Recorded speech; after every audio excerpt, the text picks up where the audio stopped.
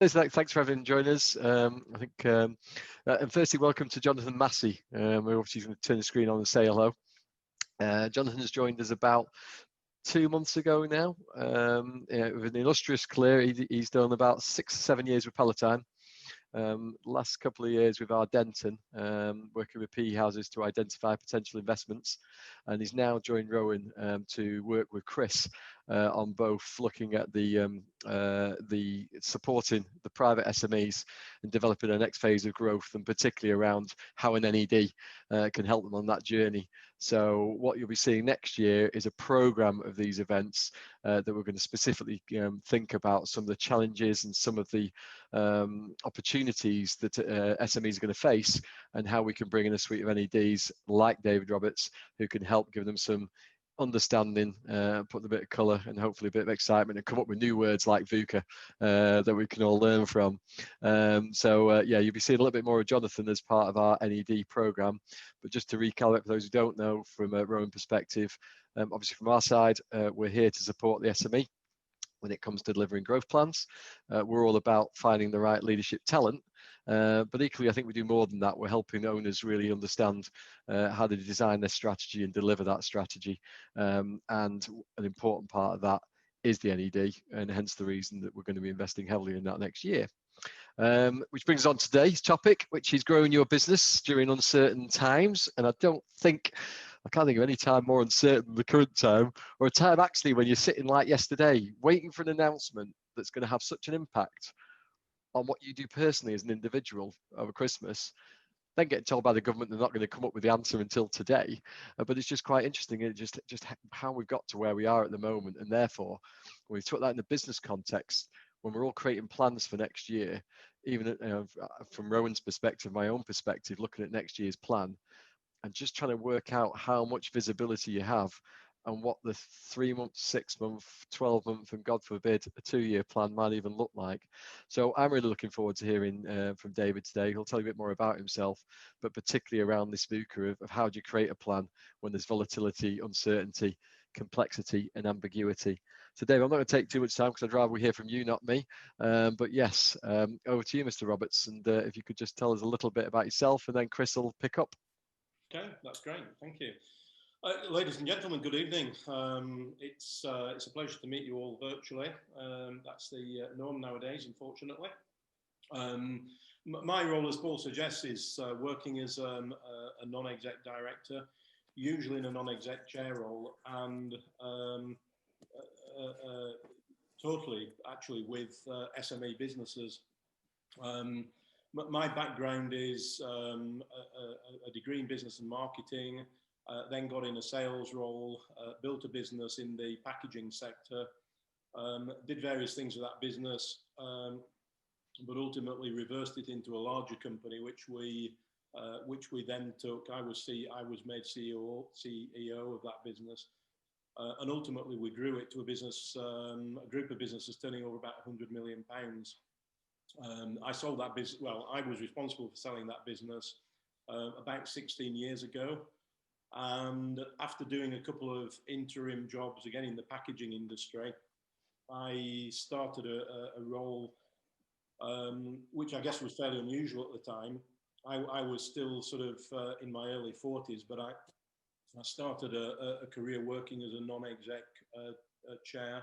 But it was unusual in most people take a portfolio role as they get older and want to get out from under the wife's feet after they've sort of backed out of a business or retired.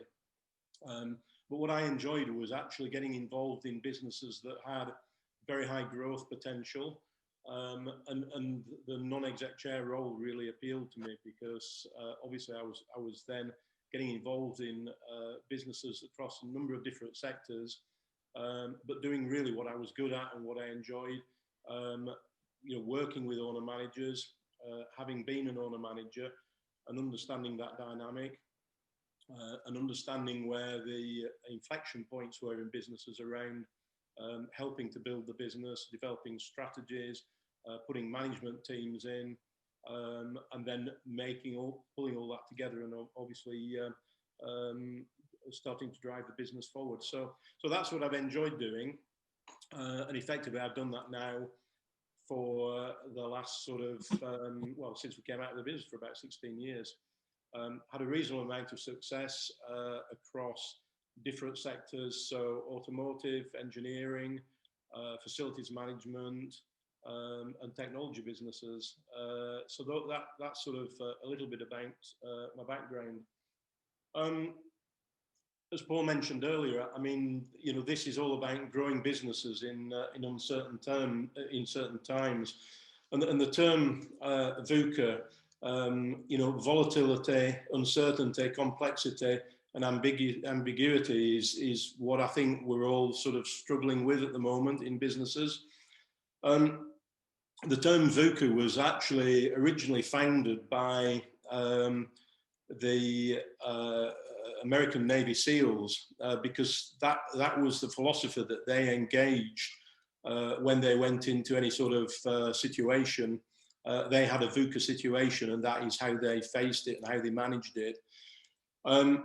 I was introduced to it by a guy called Kevin Roberts, no relation to mine, sadly, but Kevin is the former CEO of Saatchi & Saatchi. And I'm sure many of you have come across him. He's written lots of books on business development. But I was running some masterclasses with Kevin, and he started to look at what businesses go through in times of rapid development, and he started to use the term VUCA with developing businesses. But I've used it with my management teams in the businesses that I'm working with over the last 12 months for obvious reasons, because absolutely at the moment, you know, we are facing lots of uncertainty and volatility. That's making things very complex, and we're suffering from ambiguity, and that has all sorts of impacts on businesses. Most of my clients and most of what people expect to think from non-exec chairs is that we have a very focused strategic plan, a long-term perspective on the business and looking at how we develop it. But with lots of the businesses that I'm involved in at the moment, because of COVID and potentially with Brexit, you know, we're absolutely handling things very, very differently. And a lot of what we're doing at the moment is managing situations almost as from a crisis management perspective, rather than having longer term strategies. I'm still encouraging clients to look at the longer term, but what I'm finding is when I'm going into businesses, some of which I go into on a weekly basis, when we sit down as a management team, there are lots of lots of crisis management that we're having to attend to. Have you actually changed the frequency of the meetings, David, as a result? I've changed. Yeah. I mean, to answer the question, yeah. What I'm doing is I'm not necessarily there, but I'm encouraging management teams to meet more regularly, particularly in businesses that obviously are in the you know, that are going through lots of issues at the moment. So, for instance, I've got a manufacturing business that that converts vans from standard vans into refrigerated vans, and they've got issues at the moment. They've taken a huge contract on, which, you know, demands probably 60 vans a week to be converted. But in January and February, they've been told that there are no vans available out of Poland.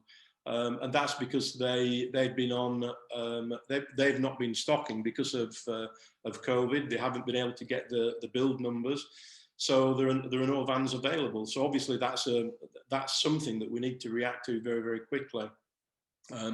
They've also had supply issues out of China and out of Germany in terms of raw materials. So, you know, we're having to manage that business almost on a daily basis and make major decisions, very strategic major decisions.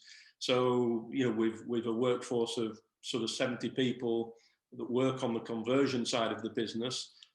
What do we do with those guys for 2 months? So decisions like that. So do you think have you got more involved in businesses as a result of this? You know, you're a non-exec, but have you become more exec, do you think, or how do you see it? Well, I'm trying to keep my role. I think the problem with the non-exec is it's very easy to become too involved. You know, if you're a doer, you want to get involved and to help to sort issues out. But what I'm doing is I'm encouraging the team to work together more closely to do that, but still asking the killer questions, so still challenging around, you know, what can we do? You know, I mean, for instance, with my client Coolkit the other day, you know, what we need to do is we need to try and fill January and February with other work. So my challenge to the sales director is, look, can we get out there and can we actually look to bring work forward that's planned for later on in the year? You know, are there some incentives we can offer? So it's challenging them with questions like that to actually start that thought process around, you know, how can we really react very, very quickly and sort out, you know, short-term issues and you know, what can we do to fill those slots? You know, looking at other aspects of, you know, what can we do from a furlough perspective? We don't particularly want to do that, but also looking at the, you know, the effects of that, you know, so from a cash perspective, how is that going to impact the business? You know, we're not going to deliver vans, so we're going to have a cash issue. So yeah, it's just trying to bring all that together and not necessarily getting involved from an exec perspective, but encouraging the executives to get together more regularly and be more reactive and manage these crises that are cropping up all the time. So in terms of, I mean, you know, the businesses have underlying strategies, don't they? Do you think those strategies are out the window? And as you go, I mean, hopefully things will start to improve over the next, you know, 3-6 months or whatever. We don't know, which is part of the VUCA issue.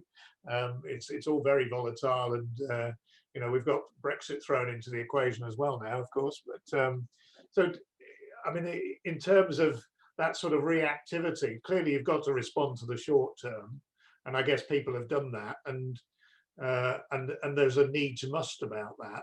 But what about the sort of underlying strategy? Does the strategy stay the same? You know, with all this change going on, are you having to rethink those strategies? In certain instances, we are. I mean, I've got a business that operates in the CGI sector, computer-generated imagery. So they do work for TV and film and do the visual effects. So Game of Thrones and that sort of thing. So that business actually fared really, really well through the lockdown because lots of people are buying games, lots of people are you know, watching more media. So that business is actually, you know, it's trending at the moment on a double turnover sort of basis, but it's, you know, it's certainly not business as usual because of lockdown. All the staff are actually working from home now. So we reacted very, very quickly and set up a very creative IT system so that the guys could work from home. They need huge bandwidth when they're doing this design work online. So, you know, so we had to engage and develop with an IT company an IT platform that would cater for 70 creatives, all rendering and requiring very high bandwidth. So that was one issue. But now, in terms of managing the business, all these guys are actually working from home, whereas they actually used to work in a studio before. So the dynamic of actually managing people has changed. And also, as far as the business is concerned, it's impacted us from the perspective of, as the business was growing, we were looking, and in fact, we bought a piece of land to extend the studio into an area next door. We don't need to do that now because people can work from home. We used to pay an absolute fortune to relocate people from all over the world because we brought artists in from you know, literally from all over the world. But now, because of the work, they can work from home. All we do is we give them the hardware, and they just sit on our IT platform and they can work from anywhere in the world. So that's opened up a whole sphere of recruitment that we didn't have before, and actually reduced the cost of that fairly significantly as well, because a lot of these guys can work on a subcontract basis. So that, that business, it's people use the word and bandy the word disruptive of buying, fairly readily, but that business has gone through huge disruption in terms of how we manage it, how we resource it, and the work that we can do with subcontractors. So it's really changed the nature of that business.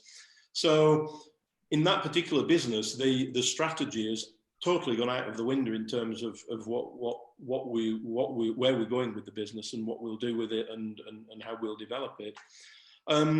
With some other business that I'm involved in, the rate of change. I have a business that that imports and exports housewares, and again, that's a business that's gone through the roof in terms of sales. But the 90% of the growth has come from online, and actually they were more based on actually selling through store in the past. So again, that's really disrupted that business. They've had to become very digitally savvy very, very quickly, and that includes the whole marketing prospect for the business, the sale, how they position themselves from a sales perspective. So again, yeah, that business has had to change its strategic plan, and actually, from a strategic perspective, they had fairly organic growth, but now they'll double that business in the next 2 years if they carry on with the level of growth that they have. Do they see that as being sustainable? I mean, it's interesting. I had I'd sit on the board or chair of a small chemicals distribution business, and very early on in the lockdown, we started making hand sanitizer, and where we would normally get about 3,000 emails a month, we were getting 30,000, which caused all sorts of interesting challenges, and slowly, of course. I mean, we took the advantage and we built quite a position, but of course that's now sort of dropping off. So there's a lot of people making hand sanitizers. We've got a nice position, we've got a nice brand and so forth. But the owner of the business, it's a privately owned business, keeps saying to me, we can't rely on this going forward. And actually, some of our underlying business has disappeared, and we're not quite sure how quickly that's going to come back. So there's whilst the business has actually grown probably by 50-60%, we're 50-60% above where we thought we would be. It's that sustainability. I mean, do you have those sorts of discussions with your guys? Yeah, I mean, my challenge to that particular business is absolutely, you have this growth at the moment, but is that sustainable? I mean, one of the things that we've tried to do, because we had to react very quickly, is we've incorporated that into the strategy. And actually, what we've done is lots of people have said that, with COVID and with lockdown, the whole digital experience is, in 5 months, you've had 5 years worth of change. But what we've done with this business is we have really tried to focus on the digital strategy being part of the overall growth strategy. So they've embraced it, and actually what we've done is we've done a better job than some of our competitors. And what we've done is we've worked with some of our retailers that were bricks and mortar, and we've encouraged them and worked with them to enhance their digital capability as well. So we're actually working with customers to help them to develop their online sales capability. So that's part of the strategy, and that's one of the things that we've done. So we've changed the strategy to match the situation, and that's been very short term. So I mean, you can imagine the intensity of our board meetings in terms of how do we resource that digital strategy, how do we fund it, how do we engage with clients, how do we make it work, how do we make it stack up for them in terms of the numbers, and how they engage with their customers. But I think we have at the moment something like 70% of our client base that have I would like to say through what we've done and how we've helped them, but have increased their digital footprint from a sales perspective. So that's how they're looking at that in terms of, is it sustainable? Well, you may say that as it settles down, that it isn't sustainable, but we've deliberately engaged to make that change sustainable. So yeah. So going back to VUCA, is there such a thing as a VUCA model that you're using, or is it just really a terminology that you're discussing with the boards? Well, I think it's more than terminology. I think I use it as a framework. So when I'm talking to when people are saying to me, what do we do? How do we manage the situation? What I am saying to them is, look, it's not, excuse me, it's not what I would normally be saying to you. I would normally be saying, let's develop a strategic plan, let's implement it, let's put the tactics behind it. But what I'm saying to them at the moment is, look, we are in a crisis situation, and we've got to think differently. And I think the whole VUCA thing provides a framework for actually working with clients to do that. Sitting in board meetings, doing, what is the normal day job, it isn't what I'm working with my management teams on at the moment. It's doing things differently. Finding opportunity where there is risk is about sort of engaging with the situation, understanding it, and doing it differently. I have a couple of clients that we've tried to drive the business forward, and we've looked at some of our competitors and we've seen holes in what they're doing. So we've looked at, and in fact, with one business, we've made an offer for a competitor because they're really struggling. They're not seeing opportunity, they're seeing risk with what we're going through. So we've really focused on what we can do from an opportunity point of view. And as I say, one of them is, has resulted in a potential acquisition.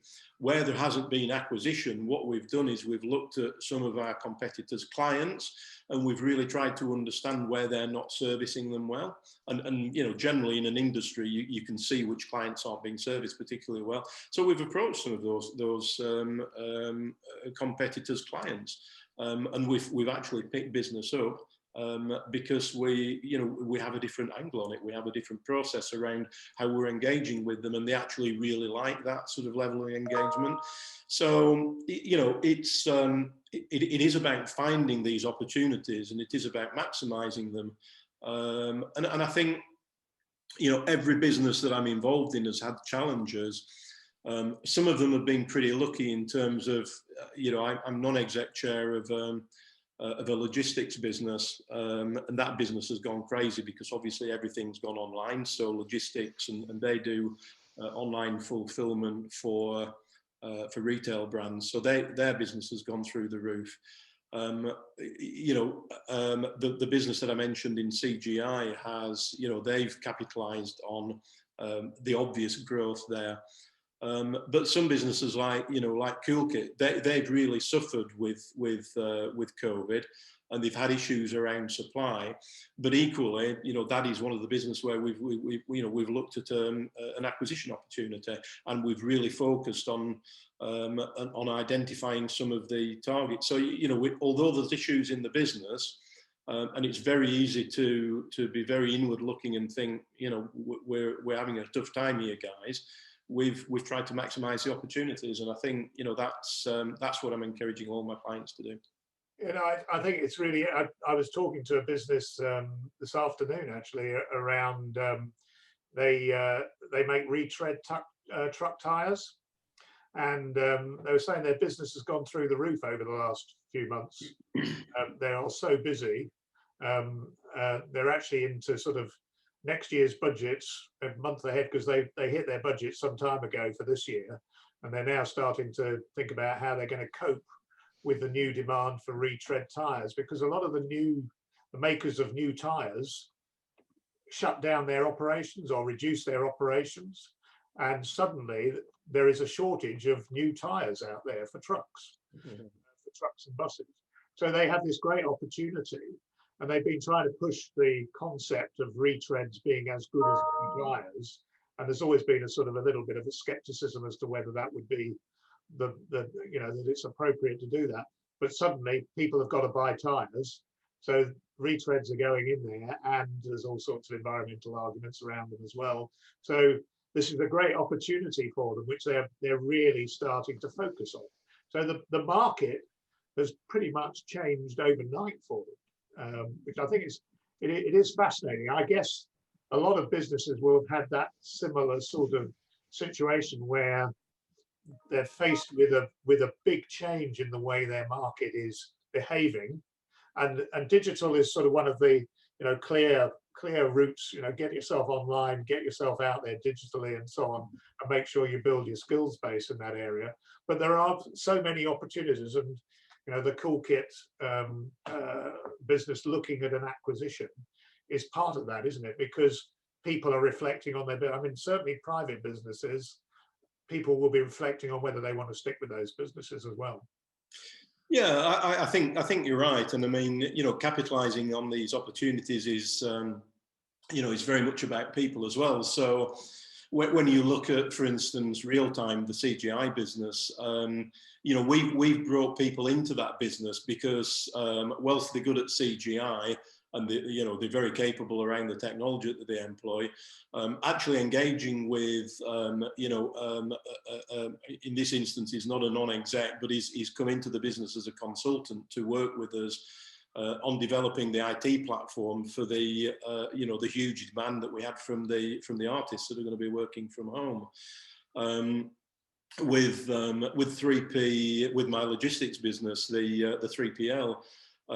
They, you know, they recognised, or we recognised as a board that we were going to go through really challenging times, because the business is growing like crazy anyway. We'd just taken on a brand new huge warehouse facility, but also, you know, that combined with the extra online activity just saw turnover just absolutely soar. Pardon me, but we, you know, one of the things that we had to handle very quickly was our own internal logistics. So again, we brought in capability, added to the board level to work with us to develop that very quickly.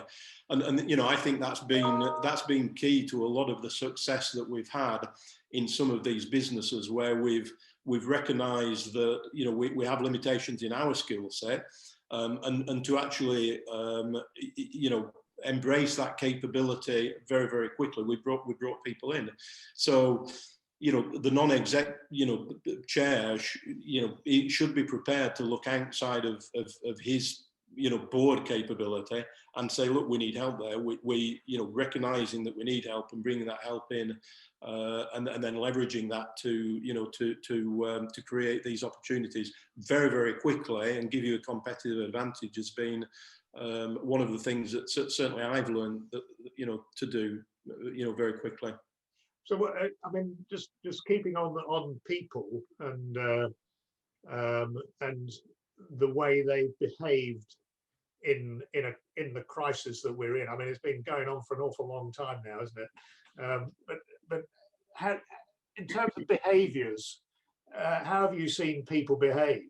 I mean, without obviously breaking any confidentialities or talking about individuals, I mean, have people stepped up to the mark mostly, or is it, I mean, has it been a mix? How have you seen it? Well, I think I mentioned when we started chatting that, you know, my background is working with owner managers in SME businesses, and if I'm honest, I think the owner managers have actually adapted and worked through challenge really well, because I think, you know, that is the nature of the beast. And I recognise it, and I mean, this sounds really awful, and I mean it in the best possible way. But you know, I've enjoyed the challenges that have been thrown at me and my management teams, and I think the heads of the businesses that I'm involved in, as I say, have coped with it really well, because that's what they do for a living. You know, they're in their own business. They're usually highly capable, and they're usually capable of thinking out of the box. I wouldn't necessarily say that's the same for some of the, you know, the rest of the team. You know, I've seen people that have really struggled. You know, they're great in a business that's that's on track and working on a day-to-day basis with a fixed strategy and a regular routine in terms of how it works. But some board members and some senior management team members that are beneath the level of board have really struggled, because they're, you know, they're used to doing things in a very managed way. That is the nature of the beast. And I think we have seen some people that have really struggled and have needed help, and have you know, particularly if they've been you know, working from home, and they're, you know, they're not with colleagues and they're not able to have the same sort of relationships. Quite a few people we've seen have really suffered, and I think, you know, we've had to take an extra dimension with the board to really understand the challenges that some people have had. You know, you know, again, you know, not breaking any confidences, but, you know, we've had some people who have really struggled to the point of, you know, being, you know, getting very emotional and obviously suffering from a mental health perspective as well.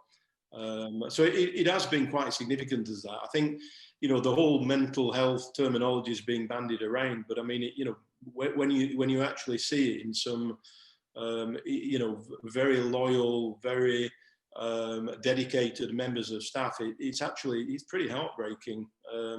So yeah, it's a significant issue, I think, Chris.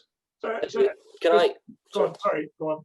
I had a question for you, David. Is there anything particular that you have learnt from the last 9 months of change and chaos?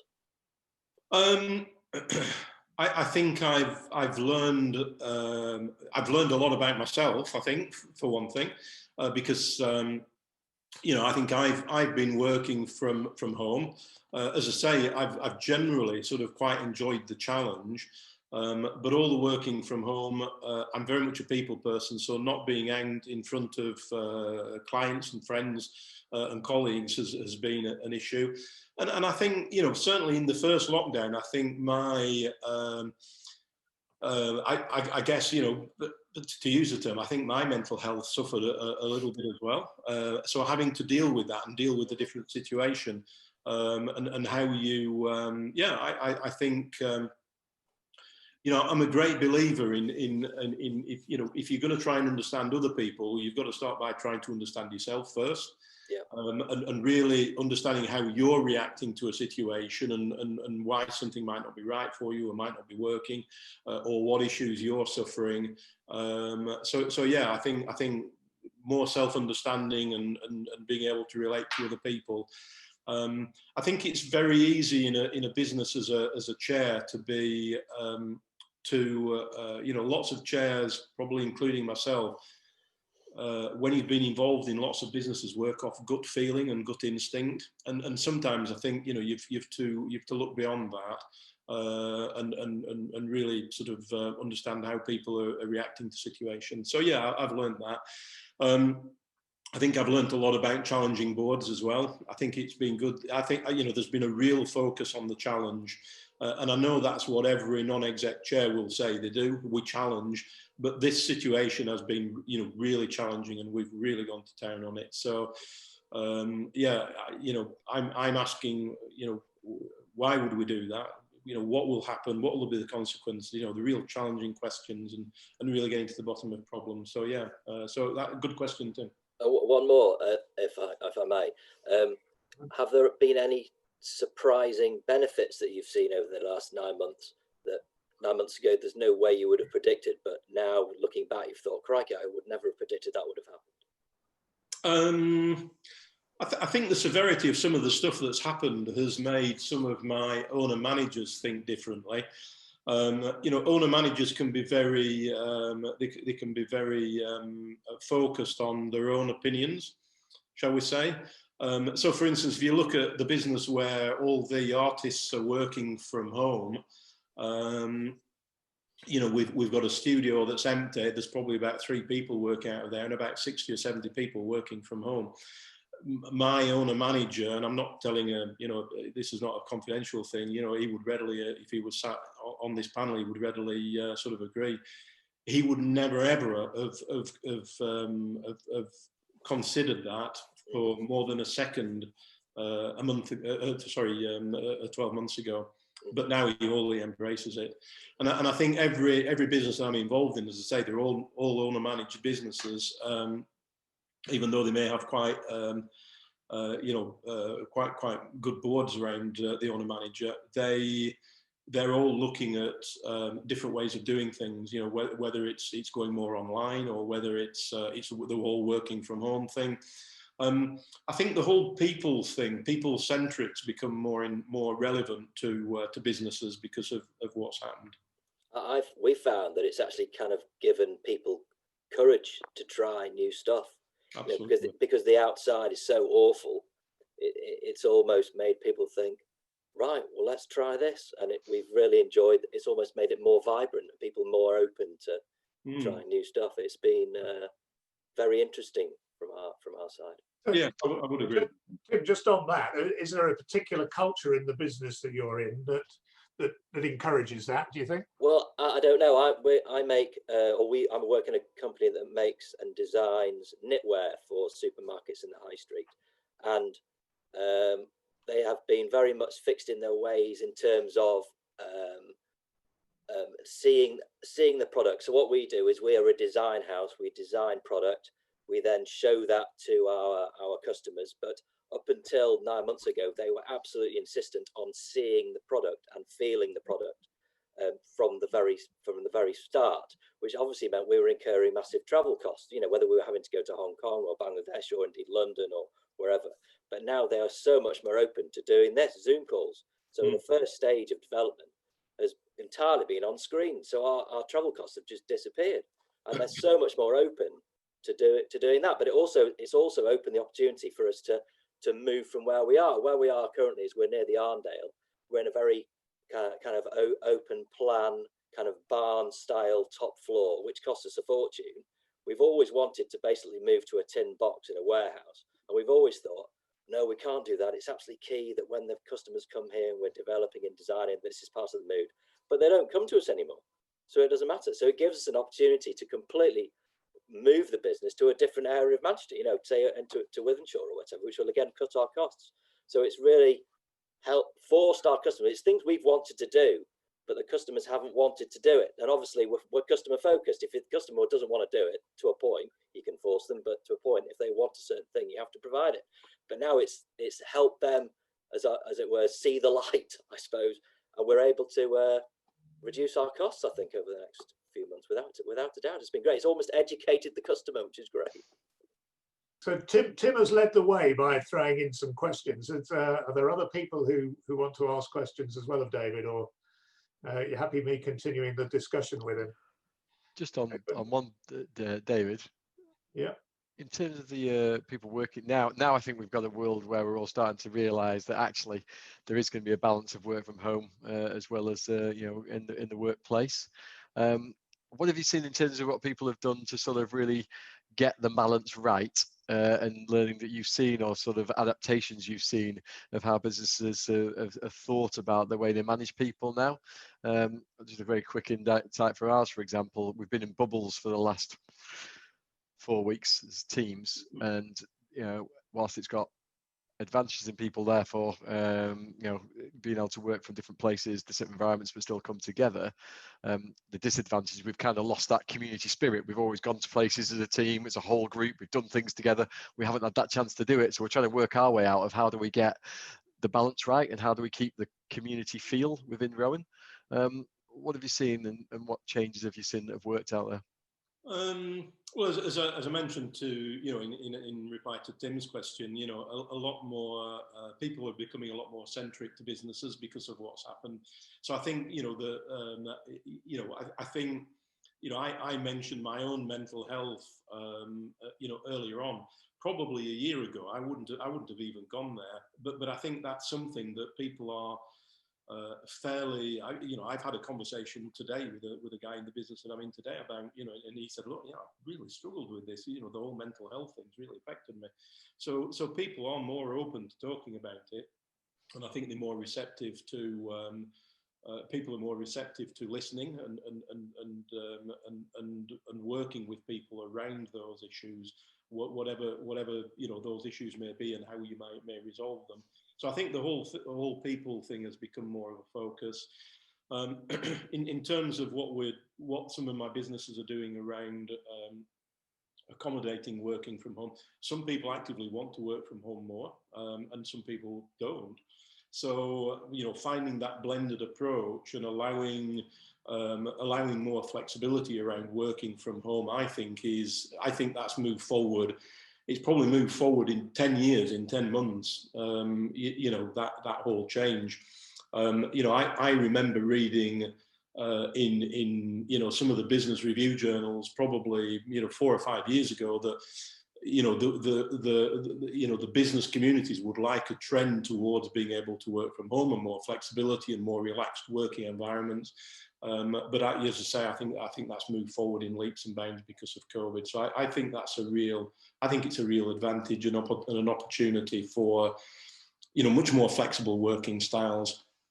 How important is trust in that, David? The fact that you can trust people, that they are, there's always been this thing of, we can't, will they be really doing the, full day's work and all of this sort of thing? I mean, yeah, I mean, again, going back to the owner-manager mentality of, maybe there's a hint of skepticism, around that. I really think that, I think every business that I'm involved in recognises an issue there, but are prepared to be more trusting around it. And in fact, I would say that probably 90% of the businesses that I'm working in are actually turning around to me and saying, we're finding that people are much more efficient working from home, yeah. and are benefiting from it as well. So spending 3 hours in a car traveling to and from. Well, yeah, I mean, that's the efficiency. But I think actually, working longer hours, certainly in companies where the work is quite fulfilling, they're working longer hours and working different hours. And some of I'm getting emails at all sorts of crazy times at night after people have put the kids to bed or whatever, because it's just, that's how they make the time up. But that flexibility is just amazing. I mean, we wouldn't have dreamt of that in most of the businesses I'm involved in, 12 months ago. Do you think that's sustainable? I do think, looking at it from my perspective as a chair, and I'm saying to people, look, yeah, I think there is a future in this. I think, we really need to consider again, the mental health implications and health and safety and regulation, and there'll be a whole raft of governance around working from home, which there isn't at the moment. Do you buy laptops for people that are working from home? Do they work on their own equipment? Is the security the same as it should be? What hours are they working? If they're working into the night and there are issues outside of normal working hours, so I think the governance needs to be looked at as far as that's concerned. But I think, to answer your question, is it sustainable? Yes, I think it's sustainable. I think it's here for the future. I'm going to throw it open to anybody who wants to ask any questions. Chris, it was more just a comment on that last discussion around working from home, because we've been having the same debates in our business, and one of the perspectives we came to is that element of trust that your colleagues are doing what you hope they're doing is ever more in the focus. And if you've got your recruitment right and you've set the right objectives for people, now's the time just to trust them to get on with it. And does it really matter what they're doing between 12 and 2 o'clock for lunch if they're hitting their numbers or hitting whatever performance measures you've put in place? So make sure you recruit well, and set some great objectives and let people work how they want to work, I think is the new way of operating. I think it also comes down to, you know, whether the managers are effectively managing, and obviously you've got to be probably a better manager when you've got to manage people a bit more remotely, and you as a manager have got to actually have that ability to trust people and be able to do some sampling checking of what they're doing, and you know, the volume of output I suppose they're doing, as opposed to just because they happen to be in the office in front of you from 9 till 5 or whatever, still doesn't mean they're actually doing their job properly. So does that mean, Annette, that, you know, it's around the clarity of the objectives that you give people and the timescales that you give people? You know, the people talk about SMART objectives and all that sort of thing. Do you think it revolves around that, or do you think it's something more subtle? I think it's certainly an element of that both the manager and the employee are clear on what the expectations are and, you know, the capabilities of those individuals. But, you know, certainly in some of the work that I've done is actually I've ended up jumping into an area in more detail to look at something to say, do you know what, why aren't we getting on top of an area? In one of the businesses, I jumped in and got involved in some of the customer queries. So why can't we see, you know, given that we had a bit of a fall in orders and everything, why don't we seem to be able to get on top of it? And I just started trawling through the team's emails and saying, hang on a minute, but we're getting so many of these queries. This is how you deal with this query. And actually getting in, and the manager who was reporting to me hadn't dealt with their staff effectively. So actually trying to get to the root cause of some of the issues sometimes, and actually sometimes giving the right tools to the people to actually do their job as well. Because I think sometimes we're so busy that we don't necessarily actually deal with some of the issues. I think it's a real challenge for leadership. I mean, we've all probably in our careers worked with some really rank bad leaders who have led and managed people by chaining people to desks and expecting them to work 7 hours a day and beating them up if they take 5 minutes too long at lunchtime, etc. This new way of working, which will continue, means we've got to understand what our people are doing, what their challenges are.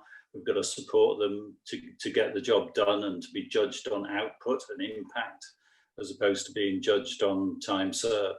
And I think it's a real challenge. There's some real crap leadership around, and people just need to, you know, I think it's going to find people out basically, and you'll see people opting out of leadership roles and going to do what they are better at, which is possibly more technical, very focused roles, etc. And you'll get some real good quality leadership filling that vacuum, and that can't come soon enough in my experience. I would agree. I mean, David, do you think that, I mean, again, without breaking confidences, do you think that that there'll be quite a bit of change? I mean, you're sitting on how many board? Is it 6 companies you're a non-exec with? You've probably got to think about it as well. Yeah. I am with 6, but you know, some more intense than others. But do you think that the board makeup will change as you move forward? Do you think you've learned, or that I mean, very often you're working with owner managers, so presumably they're not going to go, but they might do. But it's going to be the people around them. Do you think there will be change there in a significant way? I think, you know, I think Steve, you made a great comment about the you know, the managerial morphing into the more you know, doing what they like, the more technical role. I think that was you know, I think we're very focused on, you know, if somebody's good at doing a job, the natural route of progression is to put them into a managerial role. And actually that, you know, a lot of people don't want that sort of responsibility. They actually just want to be better at the job that they do and more committed to it. So I think there's probably more focus on doing, you know, rewarding people for being good at what they're doing in business rather than taking down the management route. I'm a great fan of that in businesses. I think every single board that I'm on at the moment, probably because of what's happened and the whole people thing, I think there's more focus on people. So I think being more tolerant, and as you say, gone of the days of the leader that you get a rollicking for being 5 minutes late back from lunch or whatever. That's going to change now, and I think working from home and being more collaborative with colleagues and having multidisciplines, I think is the future. Does that sort of answer your question, Chris? I think so. I think you're right. I mean, I think there is a habit of businesses of promoting people. They think just because they're good at a job. I think part of the problem is that very often the salary systems that you have in companies, actually they reward you for being a manager. Absolutely. So people say, well, I want to become a manager because I want to get paid more, when actually you'd be far better paying them more for doing their job, and their job better than they're doing it, or encouraging them to do what they're doing really well. I mean, it's how the systems work in businesses, and I think we've got to think out of the box. I used to work for ICI, a big organization, and they had a big issue with salaries for brilliant scientists, because our salary system paid managers. The last thing you wanted was somebody who was going to invent the next best thing in drugs to actually managing lots of people. You wanted them to focus on, so they had what they called the scientific ladder, which was a way of actually rewarding people within the business who weren't necessarily managers. They were rewarded because of the contribution they made. So I think, which was a perfectly sensible and quite a clever way of dealing with the situation. So you could, if you were a brilliant scientist, you could earn the equivalent of a company director within ICI, because you worked up that scientific ladder, and there were ways of measuring that.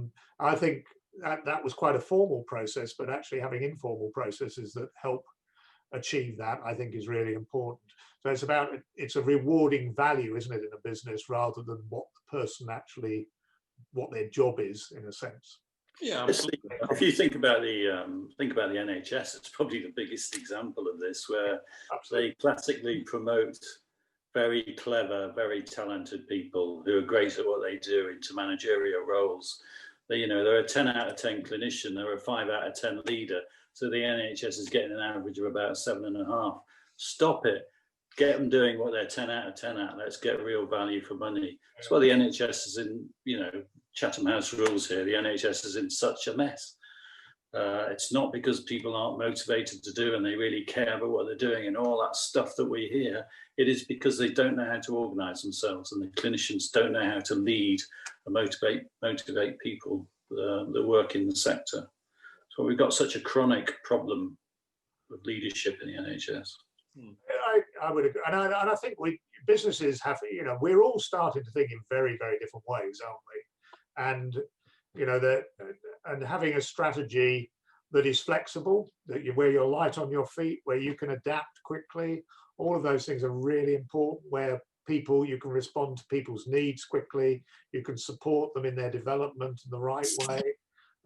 Going through all this change, I think is really important. Well, that's where the COVID thing has helped, because it's created a burning platform. People that were so comfortable before, suddenly there's a real burning platform. And going back to the doctor example now, one of the really positive things that come out of the last 10 months is it's forced doctors and medical workforce to work as a team. So they now talk about fantastic team working that goes on, stuff that's been going on in companies that we've worked in for years and years. They've been forced to address it because it's the only way to get the job done. So it's a real positive. The really interesting thing is, where do we go after this in 12 months' time, when things potentially can slide back into how they always have been? And that's absolutely something we've got to stop happening. I think that's the danger. You're right, Steve. So, David, we've got a minute or two left. We've had a good wide-ranging discussion. I mean, so just going back to VUCA, and do you see VUCA as an opportunity or a threat? I see VUCA as an opportunity to create opportunity.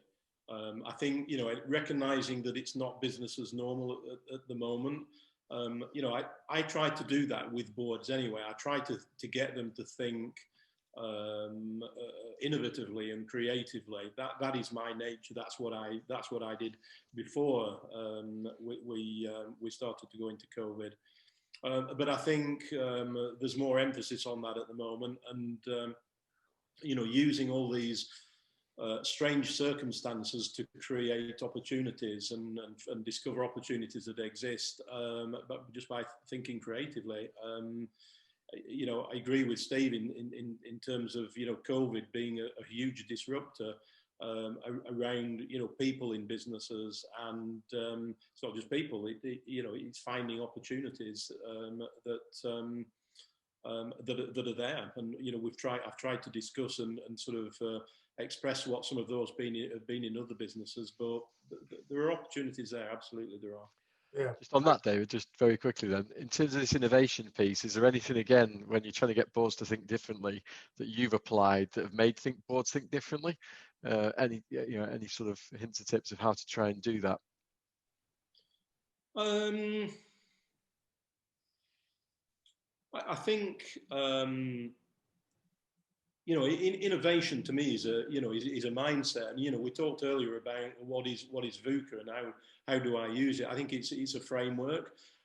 So I think it's, you know, it's using that as a framework to say, look, you know, it's not business as normal. What can we do differently? How can we engage with people differently? I mean, we've discussed a lot of that, and you know, the disruptor has been COVID and working from home. But it's not just about working from home. It's about you know, I've said to some of my boards, look, you know, don't just think about it about people working from home. It's about how we engage with them differently, how we work with the teams, how we encourage people to you know, collaborate with each other. You know, so it's looking at it differently and looking at what the advantages of that are. So I think it's just using something like VUCA or whatever.